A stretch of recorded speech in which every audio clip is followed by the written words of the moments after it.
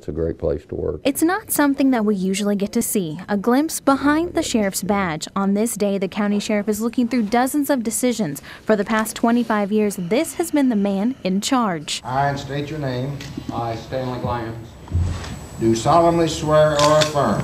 do solemnly swear or affirm. If you look at this wall, you see several top honors, but that's not how he measures his success. I consider that I've worked really hard at my job. Sheriff Glanz is the longest-serving Tulsa County sheriff and has spent 47 years in law enforcement. I joined the police department to get through college, and by the time I got through college, I was a sergeant. He had been interviewing for other jobs across the country, but he felt that he needed to be here. I thought I could do more by staying in Tulsa and running for sheriff. So he did, and he won. He was sworn into office January of 1989. Amen. I know this. When he started, the sheriff's department had its fair share of problems he wanted to fix quickly. One of the things that occurred when I first came to the sheriff's office, they had no policies and procedures in writing. But he says the biggest issues he faced were gangs and a police chief who wouldn't admit they were in Tulsa. When I first started the gang intervention unit, we set out definitions how to decide if a person was actually a true gang member or not.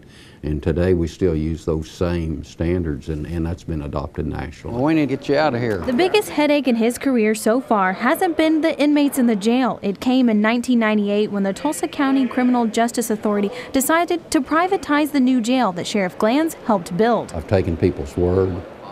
When I went out and worked for a new jail, I thought that we would get to operate the jail, and it was taken away from me. I didn't see that coming. The debate on who would run the jail went on for 6 years. He fought hard to get it back under the sheriff's control. He says he doesn't feel vindicated that his office has control again, just wants to make sure the system is run right. The sheriff, that's his responsibility. There's a lot of information, criminal information in the jail.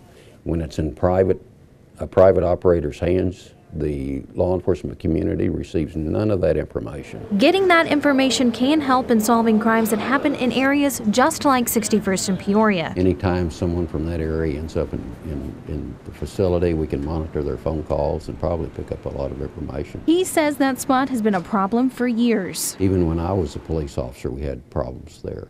And it's just the composure of the community that's there, and how do you deal with it. For his next 4 years in office, Sheriff Glanz has goals, like building a regional training facility near the Tulsa Police Department's training center. We'd also like to have a backup communication systems there as well. There are some things that won't change. If you have a crime, we don't do telephone report taking. We have an officer come to your door and talk to you. And I think that that level of service is very important, and that's a commitment that, as long as I'm sheriff, we'll keep. It's a level of service that starts with him. I wanted to make some changes to this community, and just never thought about staying this long. Kimberly Holsey, Tulsa's Channel 8.